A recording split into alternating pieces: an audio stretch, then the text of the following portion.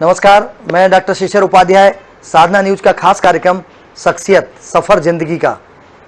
हमारी कोशिश है प्राइम टाइम पर इसको दिखाने की सिर्फ ये है कि लोगों को कुछ अलग हटके नज़र आए, कुछ अलग देखें और जिसकी उन्हें सबसे ज़्यादा ज़रूरत होती है। आज हमारे साथ पत्रकारिता क्षेत्र के दिग्गज पितामह के रूप में हम सब का मार्गदर्शन करने वाले और अपनी ज़िंदगी के 55 साल पत्रकारिता क्षेत्र को दे चुके हैं, ऐसे स्वदेश अखबार के समूह संपादक ऑनर श्री राजेंद्र शर्मा जी हैं। राजेंद्र शर्मा जी से आज हम आपका परिचय कराएंगे और जानेंगे, हमारे दर्शक ये जानेंगे कि इस लंबी लड़ाई में किसी भी स्थान पर आदमी बैठता है तो उसकी क्या स्ट्रगल होता है, कितनी मेहनत करना पड़ती है। अचानक सफलताएं नहीं मिल जाती हैं, उसके लिए शिद्दत के साथ मेहनत होती है। आइए, आपका स्वागत है राजेंद्र जी हमारे इस कार्यक्रम में। जी, हमारे दर्शकों को आपकी तरफ से ये जानकारी हो कि आपके इस लंबे 55 साल के कार्यकाल में पत्रकारिता के इस संघर्ष में इस शुरुआत आपकी कहाँ से हुई थी और धीरे धीरे आज इस मुकाम पर आप हैं कि हम सबका नेतृत्व करते हैं, हमारे सबके पितामह के रूप में हैं आप। तो ये इसके हमारे दर्शक ये जानना चाहेंगे कि पत्रकारिता में बहुत सारे स्ट्रगल भी आते हैं, लोग बहुत आसान काम नहीं मानते हैं। आज चौथा स्तंभ कहा जरूर जाता है पत्रकारिता को और पत्रकारों को, लेकिन उसमें रोड़े बहुत सारे आते हैं। देखिए, पत्रकारिता में मेरा प्रवेश ये एक संयोग की बात है। मैं मंदसौर में महाविद्यालय की पढ़ाई कर रहा था। उन्हीं दिनों में राजमाता सिंधिया ने ग्वालियर में एक चलता हुआ समाचार पत्र दैनिक हमारी आवाज़, ये उन्होंने उसका प्रबंध उनके किसी ट्रस्ट ने लिया था। चूँकि मैं राष्ट्रीय स्वयंसेवक संघ और उन दिनों जनसंघ था और मंदसौर जनसंघ का गढ़ था, संघ का भी गढ़ था, तो वहाँ के जितने प्रमुख लोग हैं उनके साथ मेरा निकट का संपर्क था। मैं सक्रिय कार्यकर्ता था विद्यार्थी जगत में भी, विद्यार्थी नेता के रूप में। संयोग से उस वर्ष में अपनी महाविद्यालय की जो पत्रिका है उस पत्रिका का संपादक भी था। तो पत्रकारिता का मेरा वास्ता केवल इतना ही कि महाविद्यालय की पत्रिका का संपादक में था। चूँकि विद्यार्थी आंदोलन के दौरान काफ़ी प्रवास होता था और सब लोगों के साथ भाषण में, वाद विवाद प्रतियोगिताओं में, अन्य प्रकार की चर्चाओं में लिखने और बोलने, इन दोनों का अवसर मिला करता था। तो इसीलिए संभवतः मंदसौर में बीजेपी का नेतृत्व था। वीरेंद्र कुमार सकलेचा, सुंदरलाल पटवा, ये सब वहाँ के। तो जब उन्होंने बीजेपी के वरिष्ठ जनसंघ के वरिष्ठ नेताओं से समाचार पत्र में काम करने के लिए कुछ नौजवान लोगों की मांग की, तो वहाँ से मेरा नाम राजमाता जी के सामने प्रस्तावित कर दिया गया और मैं एमए प्रीवियस और एलएलबी प्रीवियस, इन दोनों की कक्षाओं की मैंने परीक्षा दी थी और मुझे ग्वालियर जाना पड़ा। पत्रकारिता का कोई अनुभव नहीं, वो उसकी एबीसीडी भी मुझे नहीं पता। और प्रारंभ में तो मैं राजमाता साहब के साथ उनके प्रवास में मैंने रहता, उनके जो दौरे थे उन दौरों की रिपोर्टिंग का काम करता और हमारी आवाज़ को भेजने का काम किया करता था। फिर दैनिक के साथ जब वो दौरे उनके नहीं होते थे तब मैं दैनिक समाचार पत्र में बैठा करता था। वो मेरा दैनिक का थोड़ा सा अनुभव मुझे वहाँ प्राप्त करने का मौका मिला। उस समय हमारे उसके जो संपादक थे, जो पहले उसके मालिक थे, झम्मन लाल शर्मा, भिंड के रहने वाले थे, कांग्रेस के अच्छे नेता थे, कार्यकर्ता थे और पत्रकारिता में एक प्रतिष्ठित नाम उनका वहाँ था। तो उनके ही मार्गदर्शन में, उनसे ही जो कुछ सीखा। लेकिन कुछ ही दिनों वे रहे और फिर उस समय तो वो जो हमारी आवाज़ है झम्मन लाल जी के अपने प्रीमाइसेस में था।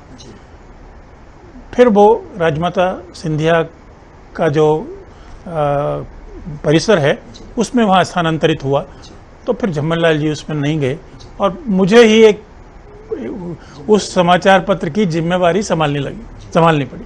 अब आप देखिए कि जब मैं वहाँ पहुँचा था वो 27 जुलाई का समय था, 27 जुलाई 1967। मेरी आयु के जून में मेरी वर्षगांठ पड़ती है और 21वें वर्ष मैंने प्रवेश किया था। 20 वर्ष पूरे किए थे, 21वें में प्रवेश किया था। इसी आधार पर आज 27 जुलाई को मैं पत्रकारिता के 54 वर्ष पूरे कर 55 में प्रवेश करूंगा। लेकिन जिस स्थान से मैंने अपना काम प्रारंभ किया, मैं कहीं इधर उधर कहीं नहीं गया। थोड़े समय के बाद राजमाता जी का वो जो समाचार पत्र था, वह उन्होंने इंदौर की जो रेवा प्रकाशन लिमिटेड है, जो स्वदेश चलाया करती थी, उसको उन्होंने लीज पर दे दिया। वहाँ से फिर मेरा प्रवेश रेवा प्रकाशन के साथ हुआ और रेवा प्रकाशन ने 2 वर्षों के बाद उस हमारी आवाज को स्वदेश में रूपांतरित किया और मेरा स्वदेश में प्रवेश हुआ। फिर स्वदेश के जो वरिष्ठ पत्रकार हैं, आदरणीय मामा जी उसके संपादक थे, वे वहाँ स्वदेश ग्वालियर के संपादक करके घोषित हुए और मैं वहाँ स्थानीय संपादक करके नियुक्त किया गया। 25 वर्ष की आयु में संपादक बन गया। जी, क्या कम समय में आप, चूंकि आपकी क्षमता थी, आपने उनके साथ स्वर्गीय राजमाता जी के साथ आप रहे और जो देखा आपने, उसके बाद पत्रकारिता का वो दौर जो आप जब की बात कर रहे हैं, 1968 की बात, 70 की बात कर रहे हैं, उस दौरान पत्रकारिता का वो दौर और आज का जो दौर है, उस दौर में कितना अंतर आपको समझ? जमीन आसमान का अंतर है। उस समय पत्रकार ही समाचार पत्र चलाया करते थे। अखबारों की पहचान उसमें काम करने वाले पत्रकारों के माध्यम से ही हुआ करती थी और अधिकांश मालिक पत्रकार थे और वही समाचार पत्र चलाते थे। ये उस समय का आप विभिन्न, चाहे भोपाल के समाचार पत्र हों, इंदौर के समाचार पत्र हों, हर मालिक का पत्रकारिता के साथ किसी न किसी प्रकार का रिश्ता था।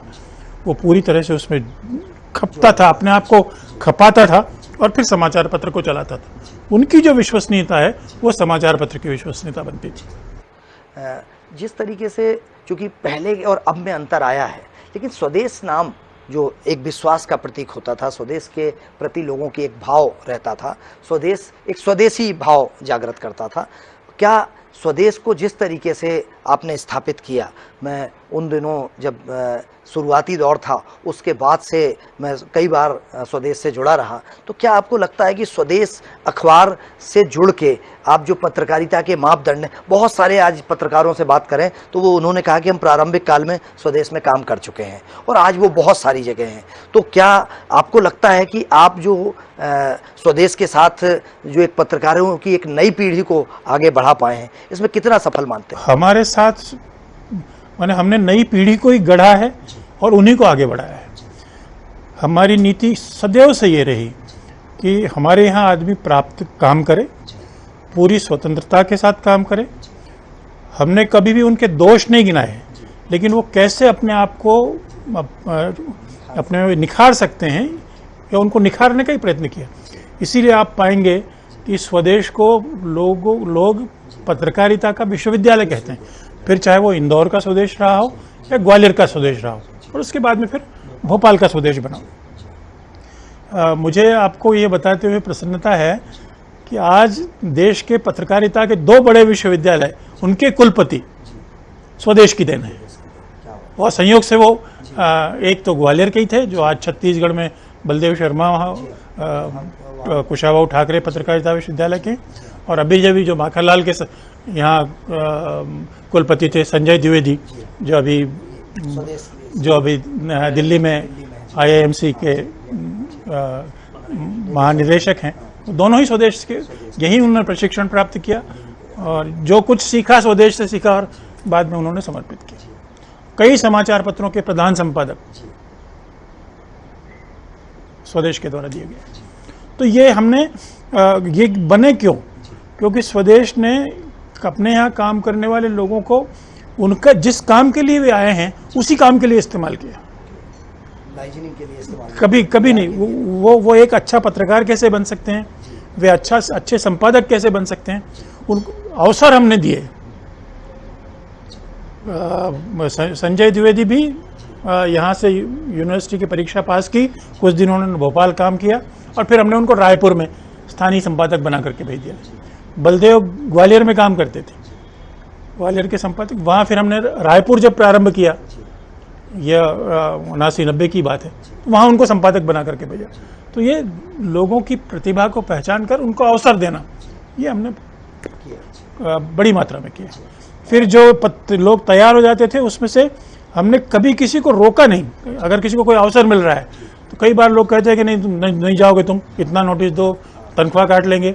हमने उनको विदा किया, आशीर्वाद देकर विदा किया कि जहां जा रहे हो उस काम को करो, उस जिस समाचार पत्र के लिए काम करने वाले हो उसका नाम रोशन करो, स्वदेश का नाम रोशन करो। ये पुरानी पीढ़ी में ही ऐसा संभव हो पाता है, नए जमाने की जो पत्रकारिता है उसमें तो आज ये संभव बहुत कम हो पा रहा है और आप जैसे लोग आदर्श हैं। सर, क्या जो नई पीढ़ी है जो हमारी पत्रकारिता की, खासकर मैं जब 92 में पत्रकारिता में आया था तब से लेके अब तक मिशन बना के आया था, पत्रकारिता जनता के लिए की जाती है, जनता की आवाज़ की। आपको लगता है कि किस स्तर पर, चूँकि बहुत सारे विश्वविद्यालय बन गए हैं, मैं जब स्वदेश में काम करता था तो मुझे जो अवसर भी दिया जाता था काम करने का, उसके साथ गाइडेंस भी दिया जाता था। आज जो विश्वविद्यालय से निकल के आते हैं, मुझे लगता है सिर्फ किताबी ज्ञान होता है, वास्तविक पत्रकारिता जो सीखते हैं वो अखबार में काम करते हुए सीखते हैं। तो आपका क्या मानना है कि जो मैं उसको बड़ा, वो विश्वविद्यालय के पास मैं भी चूँकि माखनलाल से हूँ, लेकिन उसके बाद भी मुझे लगता है कि वास्तविक ज्ञान मुझे स्वदेश में काम करने के बाद आया था। वस्तुतः अगर पत्रकारिता के विश्वविद्यालय अपने आप को समाचार पत्रों के साथ संबद्ध करें तो वे अपने काम के साथ साथ उन लोगों को व्यवहारिक प्रशिक्षण भी दे सकते हैं। आज मोदी जी का जो सबसे बड़ा प्रोजेक्ट है, जहां लोगों को काम सिखाने के लिए प्राथमिकता वो देते हैं कि भाई ये हमारे क्या विभाग है, स्किल डेवलपमेंट। तो हर पत्रकारिता के विश्वविद्यालय को समाचार पत्र के साथ अगर वो जुड़ता है तो उसके विद्यार्थी का स्किल डेवलपमेंट अपने आप हो जाता है। लेकिन मुझे इस बात का अफसोस है कि मैंने यह प्रस्ताव विश्वविद्यालयों में दिया, उन्होंने विचार किया, लेकिन चूंकि विश्वविद्यालयों में बैठे हुए जो चलाने वाले जो लोग रहते हैं उनका दैनिक समाचार पत्रों के साथ किसी प्रकार का कोई वास्ता नहीं रहता, तो इसलिए उसकी वो जो आवश्यकता है या तो उन्होंने समझा नहीं या कोई और कारण रहा होगा कि उन्होंने जोड़ने का प्रयत्न नहीं किया। अन्यथा हमने तो कई बार ऑफर किया कि आप अवसर दीजिए लोगों को, और समाचार पत्र में आपके यहाँ का विद्यार्थी अपने नाम से लिख करके अगर प्रकाशित होता है तो उस विद्यार्थी को उसी काम करते करते एक कैसा आत्मविश्वास विकसित होता है, इसकी कल्पना ही की जा सकती है। आज नहीं तो कल ये होगा तो बहुत अच्छा होगा। पहले ऐसा होता था, मैं एक अखबार में आज से 20 साल पहले एक अखबार में स्थानीय संपादक के रूप में काम कर रहा था और माखनलाल चतुर्वेदी पत्रकारिता विश्वविद्यालय के अलावा कुछ और वो चलते थे, वहाँ से प्रोबेशनर बच्चे आते थे। अब वो प्रोबेशनर जो सिखाने के लिए उस समय भेजा जाता था, वो परंपरा खत्म सी होती जा रही है। वो है अब, लेकिन उसका व्यवहारिक स्वरूप, क्योंकि समाचार पत्रों में वैसी व्यवस्थाएं है नहीं। आपको जहां आप प्रशिक्षण के लिए भेज रहे हैं वहां आप वो प्रशिक्षण प्राप्त कर सकेगा या नहीं, उसकी ठीक व्यवस्था है कि नहीं, इसका भी विचार करना चाहिए। लेकिन जब आप समाचार पत्रों के साथ जुड़ाव रखेंगे तो फिर ऐसी व्यवस्थाएं वहाँ खड़ी हो जाएंगी। अच्छे लोगों को आगे बढ़ाने में जो अच्छे पत्रकार हैं उनको प्रसन्नता ही होती है, और जब पत्रकार वो आगे बढ़ता है तो एक आत्मिक आनंद की अनुभूति होती है। ये अगर होगा तो अच्छा होगा। सर, चूँकि परिस्थितियाँ जो हैं समय के साथ सारे हालात बदल रहे हैं, लेकिन आज की नई पीढ़ी को अगर पत्रकारिता क्षेत्र में स्वदेश अखबार अपने आप में एक विश्वविद्यालय है, अपने आप में वो पत्रकारिता की पाठशाला है, और अगर इस तरीके से मौका मिलता है स्वदेश के आप जैसे लोगों को, और आप जैसे एक नई पीढ़ी को गढ़ देते हैं, उसका जो पूरे देश भर में चली जाती है, हर क्षेत्र में काम करती है। आज आपके ही यहाँ से काम किए हुए दिल्ली में बैठे हुए हैं या कोई रायपुर में बैठे हैं या देश भर में लोग बैठते हैं, तो आपको लगता है कि इस तरीके के प्रतिष्ठानों को एक विचार करना चाहिए, सोच के और एक प्लान बना के, इस तरीके की योजना बना के, चूँकि पत्रकारिता तो लंबे समय तक चलना है, ये कोई ऐसा तो नहीं कि एक समय में बंद हो जाएगी। क्योंकि आप जैसे लोग जो हमारे वट वृक्ष की तरह हैं, जो अपनी ज़िंदगी के 55 साल पत्रकारिता क्षेत्र में देते हैं और उसके बाद हमें हजारों लाखों लोगों को पत्रकारिता का एक जो ज्ञान मिलता है उससे आगे बढ़ते हैं, तो क्या ऐसा कुछ करना चाहिए? आपके क्या योजना है अगर ऐसा कुछ किया जाए तो? नहीं, ऐसा अगर संभव हो सके तो ये किया जाना चाहिए, और जैसा कि मैंने सुझाव दिया कि अगर वे स्वयं अपने यहाँ दूसरा तरीका ये है कि वे स्वयं अपना एक पत्रकारिता का कोई प्रशिक्षण केंद्र या कोई महाविद्यालय या इस प्रकार का कोई प्रारंभ करें, तो फिर वो लेकिन केवल उन्हीं की प्रोडक्ट होगी। अब अगर विश्वविद्यालय का विद्यार्थी यहाँ आता है तो उस विश्वविद्यालय का विद्यार्थी वो जो उसका पाठ्यक्रम है, उस पाठ्यक्रम को पढ़कर और उससे जुड़ा हुआ जो व्यवहारिक अनुभव है, उस व्यवहारिक अनुभव के साथ मैं ये जरूर कहना चाहूँगा कि अगर विश्वविद्यालय भोपाल के 4-5 समाचार पत्रों को चुने और प्रशिक्षण के लिए आवश्यक जो जो व्यवस्थाएं हैं वो व्यवस्थाएं खड़ी करने की शर्त भी रखे, उसके लिए अगर आवश्यक हो तो अनुदान की व्यवस्था करे, तो ये एक पूरे देश के लिए एक अनूठा उदाहरण हो सकता है। और फिर भी विश्वविद्यालय का विद्यार्थी उसको किसी के लिए मोहताज नहीं होना पड़ेगा, आत्मनिर्भर। इसके समाचार पत्र भी आगे अच्छा होगा जी, और विश्वविद्यालय का जो विद्यार्थी है वो विद्यार्थी भी ठीक होगा। जैसा कि अभी आपसे चर्चा हो रही थी और इसके पहले ये बात आई थी कि पुरानी पत्रकारिता और अब की पत्रकारिता में, सर आज की जो जर्नलिज्म है उस जर्नलिज्म में और पहले की जर्नलिज्म में, पहले पत्रकारिता जनता के बीच जाके की जाती थी, हम लोग खबरें ढूंढने के लिए दिन दिन भर घूमते थे और लोगों के साथ बैठते थे। अब अव्यवहारिकता टाइप की हो गई है, अब सिर्फ ऐसा लगता है कि कहीं से सूत्र मिले और बिना मेहनत के खबर पक्की हो जाती है और उसको डाल दिया जाता है। तो क्या लगता है आपको कि ये प्रशिक्षण की कमी है? प्रशिक्षण की भी कमी है और जो लोग समाचार पत्रों का संचालन करते हैं, उन संचालन करने वाले लोगों को भी इस बात का विचार करना पड़ेगा कि कोई उसमें कोई हित निहित ना हो।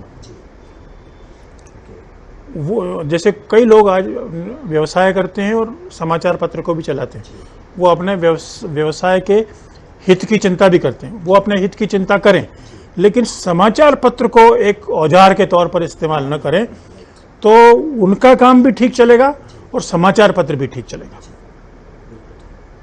लेकिन जब ये संतुलन बिगड़ता है तो फिर प्रश्नवाचक चिन्ह खड़े होते हैं, समस्याएं भी खड़ी होती हैं और जो उदाहरण अच्छा नहीं होता है। सर चूंकि पहले पत्रकारिता करते हुए अखबार प्रकाशित किया जाता था, अब व्यवसाय करते हुए अखबार की तरफ या चैनल की तरफ लोग आ रहे हैं, इससे कितना पतन हुआ है सर?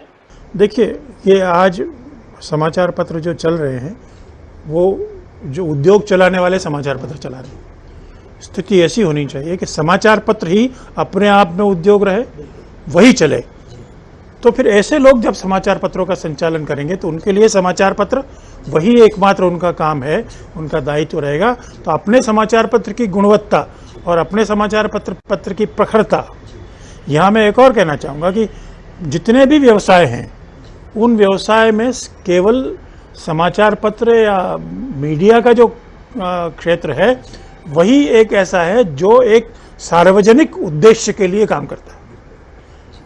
केवल लाभ प्राप्त करना इसका उद्देश्य नहीं है, समाज के लिए काम करना, उसे एक दिशा देने का काम करना, क्या है उसको लोगों को बताना और क्या होना चाहिए इसका मार्गदर्शन भी करना।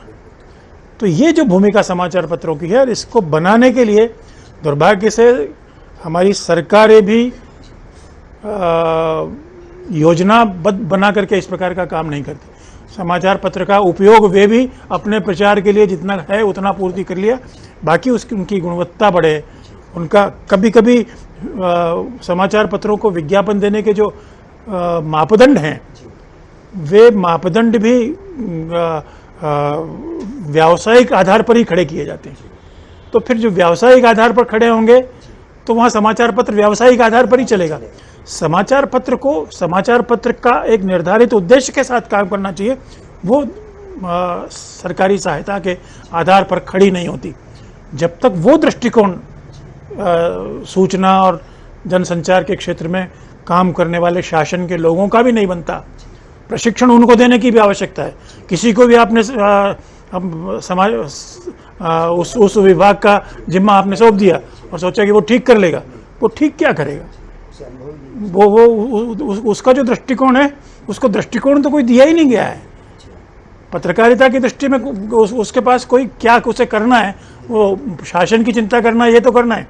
लेकिन शासन की चिंता ये भी है कि अच्छे समाचार पत्र भी खड़े हों, समाचार पत्र जगत में सही काम करने वाले लोगों को हिम्मत मिले, अन्यथा उसी दिशा में जाएंगे जो अब आज वर्तमान हालात। जी हाँ, बिल्कुल सर, चूँकि परिस्थितियाँ जो हैं, वर्तमान हालात जो हैं, उनके साथ यदि सुधार करने की बात की जाए कि हम पत्रकारिता के गिरते स्तर को सुधारेंगे, और मैं उसको गिरता स्तर ना कहते हुए कारपोरेट कल्चर जो आ गया है, इसको सुधार करने के लिए क्या किया जा सकता है? क्योंकि हमारे करोड़ों दर्शक उसमें पत्रकार भी हैं, व्यवसायी भी हैं, लेकिन समाज अपेक्षा करता है पत्रकार से। जैसे मैंने पहले ही कहा कि समाचार पत्र क्या है ये प्रस्तुत करता है, ये भी प्रस्तुत करता है कि क्या होना चाहिए। आज़ादी की लड़ाई में समाचार पत्रों की जो भूमिका थी वो एक अलग प्रकार की थी। पत्रकार आज़ादी की लड़ाई के योद्धा थे, लेकिन बाद की परिस्थितियों में भी पत्रकार सदैव आज़ादी का योद्धा ही रहेगा। पहले वो आज़ादी प्राप्त करने के लिए था, अब वो आज़ादी को बनाए रखने के लिए होगा। और ये जहाँ तक कारपोरेट कल्चर या पूंजी का निवेश और बाकी जो बातें हैं, ये तो समय समय के अनुसार जो युग जैसे बदलता है तो युगानुकूल व्यवस्थाएं बदलती हैं। आज ये एक अर्थतंत्र का नया स्वरूप हमारे सामने आया है, लेकिन इसमें भी पत्रकारिता के क्षेत्र में आने वाले जो लोग हैं वे उस दिशा को हम पत्रकारिता के क्षेत्र में क्यों जा रहे हैं, आप समाचार पत्र का प्रकाशन क्यों प्रारंभ करना चाहते हैं, ये जो बात है। आज दुर्भाग्य से समाचार पत्र का प्रारंभ करने के लिए किसी प्रकार की कोई योग्यता की आवश्यकता नहीं है। आपके पास में कुछ पैसा है, आप कुछ मशीनों की व्यवस्था कर सकते हैं, कुछ स्थान की व्यवस्था कर सकते हैं, कुछ लोगों को आप रख लीजिए, आप अखबार के मालिक बन जाएंगे, और फिर वो जिस काम के लिए उसका इस्तेमाल करना चाहते हैं उसका वो इस्तेमाल करेंगे। ये ना होते हुए समाचार पत्र प्रारंभ करने के पीछे जो लोग इस क्षेत्र में आते हैं उनके सामने ये प्रश्न खड़ा किया जाना चाहिए कि वाह समाचार पत्र का प्रकाशन क्यों। ये जब क्यों खड़ा किया जाएगा तो फिर ये जो अनावश्यक लोग जो आते हैं, यह स्वतंत्रता की विचारों की अभिव्यक्ति को रोकने की कोशिश नहीं है, यह विचारों की सार्थक और समर्थ अभिव्यक्ति के लिए अनिवार्य। क्या बात है, बिल्कुल जी हाँ सर। चूँकि पहले संपादक सबसे बड़ी ताकत हुआ करता था, संपादक का जो सम्मान था, संपादक के रूप में जो एक डिग्निटी मेंटेन की जाती थी, वो धीरे धीरे खत्म होती चली जा रही है। आजकल संपादक हट गए, मैनेजर जैसी भूमिका। आप इसको कितना उचित मानते हैं? क्योंकि संपादक पहले पूरे जी जो समाचार पत्र अपने संपादक पद का अवमूल्यन करेगा वो अपने स्वयं का अवमूल्यन करेगा। तो बगैर संपादक के मालिक से समाचार पत्र की पहचान नहीं हो सकती। पहचान तो कलम देगी। और जैसे आप समाचार पत्रों को, भोपाल के समाचार पत्रों को अपनी आंखों के सामने लाइए, उनमें जब जो समर्थ पत्रकार रहा है उस पत्रकार के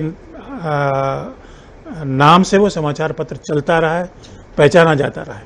उसके हटते ही उसका जो स्वरूप है वो एक समाचार पत्र का भी अपना एक कैरेक्टर रहता है, अपना एक चरित्र रहता है, एक स्वरूप रहता है। वो मालिक नहीं बनाता, वो संपादक बनाता है। वो संपादक अपनी टीम के साथ खड़ा होकर बनाता है।